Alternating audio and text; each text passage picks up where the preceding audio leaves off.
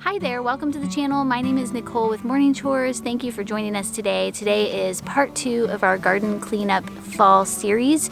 I'm also going to be sharing 4 options for garden covers. We're going to be discussing the pros, the cons, and I'm going to share my favorite garden cover at the end of the video.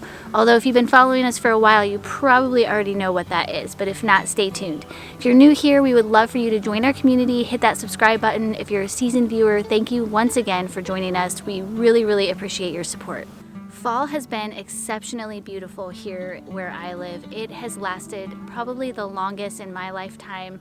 We have had beautiful fall foliage for probably a solid month. It has just been absolutely beautiful weather. It's been warm, but not too warm and not too chilly. We've had a few chilly days, but overall, it has just been such a wonderful season, and I've been able to actually slow down on my garden cleanup chores that I normally do this time of year.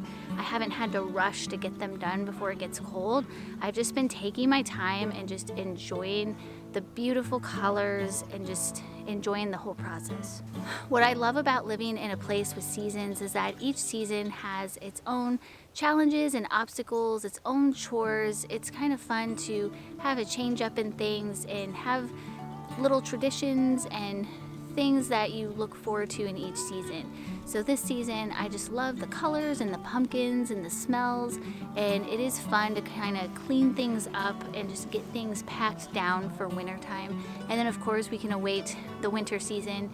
That season has all of its own chores and traditions along the way. So let's go ahead and get started on our fall cleanup, just finishing up some things around the property, and then we'll have our talk about garden covers and which one is the best. Is there a best? I don't know. We'll find out. The first option for garden covers is to not cover the soil at all, just leave it exposed to the elements. This is a very cheap option because you're not investing any money in a crop cover. You can also get started on your gardening process more quickly because you're basically just tilling up the soil, planting, and going with it. The downside to this option is that the soil is being continuously exposed to the elements. So the sun is going to dry it out, which means you will have to do more watering. Also, it makes weeding much more difficult. It is much harder to pull weeds from soil that has been exposed to the elements versus soil that's been covered.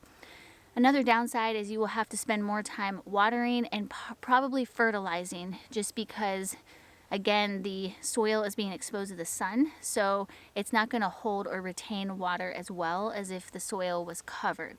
So that's the downside to this option. But like I said, you can get started very quickly and get your stuff planted and be on your way with your gardening process. Just know that you may have some more work to do later. Our second option is straw. Straw is a great option if you're on a budget. It's usually readily, easily available, especially if you live in the country. And what I like to do is I like to pile it on thick. It also makes weeding a lot easier. The weeds tend to pull out very easily, and weeds don't grow quite as much because you can layer this on really thick, and then it just doesn't encourage the weeds to grow.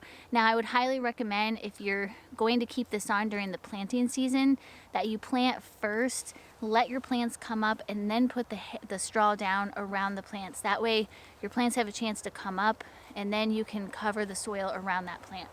Another benefit to using straw is it helps the soil retain water and stay moist. That's why it makes it so easy to weed when you have straw on top of your soil. Protects it from the elements, which is always good.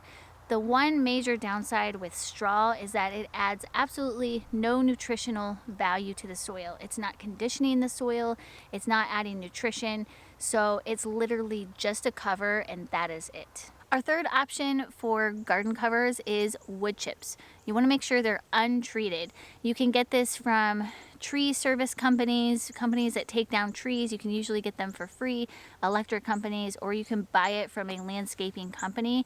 Just again, make sure that it's untreated wood. You don't want all those chemicals going into your soil. The downside to wood chips is if you do have to buy them, it costs money, and it's not the cheapest option. It is a little bit of an investment, But the positive is wood chips are great at protecting the soil from erosion. They also help the soil retain moisture, so it makes the soil very readily available to work with. It also makes it super easy for weeding, and it also adds nutrition into the soil. So as those wood chips break down over the course of 1 to 3 years, you're literally making soil. So those wood chips are breaking down, adding nutrition to the soil, and then you get a whole new layer of new soil. So then you can add more wood chips in the future years. But this is a great option. It has a lot of benefits. It's organic. But the downside is it can be costly, and it also is labor intensive if you're getting a huge pile of it and you're having to wheelbarrow it to your garden and put it on. So it is a little bit more physically intense, but hey, I see it as a great workout. The last option I wanted to discuss today is plastic. Plastic is another option for ground cover in your garden or your berry patch. The positives to plastic is there's absolutely zero weeding. So when you put it down, you literally make a hole for your plant and you have to do absolutely no weeding. Now this plastic I have here allows water to go through, but does not let weeds grow up. So I don't have to water as much as you would think. You probably think if you're putting plastic down, I've got to water all the time. I do have to be conscientious of the watering more so than with the wood chips, but I don't have to water quite as much just because this is a special kind of plastic where it allows the water to go through. Now I would say the downside with plastic is there is an investment up front. You have to of course buy it. Now I will say that I purchased mine through the Amish and it was half the price of the big box hardware store. I understand not everyone lives near the Amish, but if you could find a local landscaping company or something like that outside of the big box store, you may be able to find a deal. The other downside to plastic is that you're not going to get any volunteers. I love to get volunteers in my garden and I usually get some every year, but if you're putting plastic down, they're not going to be able to grow up through the plastic. So that's the unfortunate thing, is you're going to miss out on that opportunity, so just keep that in mind. The other potentially downside to plastic is you have to install it. So you have to measure, cut, lay it out and pin it down, and I don't think it's quite as labor intensive as laying down mulch or wood chips, but there's still some effort involved, so keep that in mind as well. Also know too that it will kill all the grass and anything that's underneath, so if you're looking for just a temporary spot for the plastic, just know that once you pull it up, you'll have to have time for that to all grow back. So out of all the options, I would say my absolute favorite is the wood chips. I like the wood chips because I just think it looks nice, it's easy to maintain, and I find that it really conditions the soil really well. I just have really beautiful dark black soil in my garden and I have to contribute it to the wood chips. I just think that they've really done a good job at conditioning the soil, making it really rich and healthy. And the biggest lesson I've learned in my gardening journey is that when the soil is healthy, your plants are healthy. Now granted, I still have some issues with disease in regards to my tomatoes, but it is getting a little better every year. So I do think over time that will eventually go away. Now as you can see behind me, I'm using the plastic and I think it comes in handy in certain situations. So in this case, this is our berry patch and the eventual plan is to stone this in and put a fence around it. So in this case, I'm okay having the plastic because with my berry patch, I want very distinct rows where there's space for us to walk around and pick the berries. I don't want volunteers in this section. So in this area, I find that the plastic is the better option. And as far as the straw that I used up in my other garden space, I mainly just used that because I ran out of wood chips and I'm not planning on buying any this year. The straw, it's okay. It's probably my least favorite other than doing nothing. So it's not something I lean on or use every year. I'm just using it in this season because I'm out of wood chips.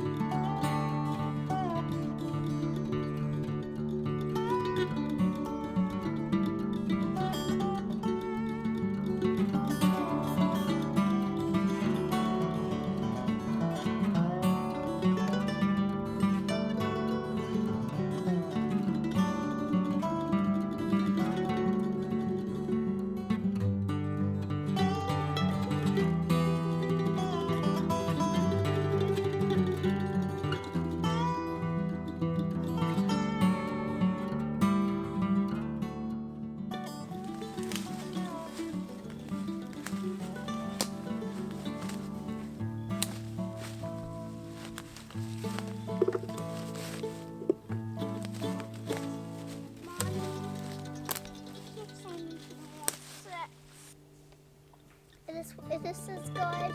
That's great. Okay. Is good so candling. Oh, yes. Okay. I get a lot of 6.